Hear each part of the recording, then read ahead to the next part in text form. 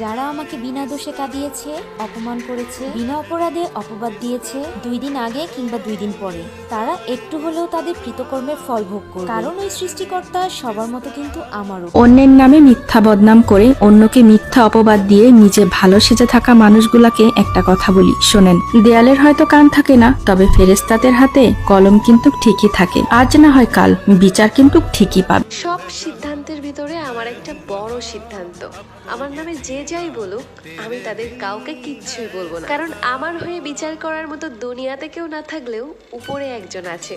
আমার বিচার ঠিক সময়ে সঠিকভাবে হয়ে যাবে একদিন।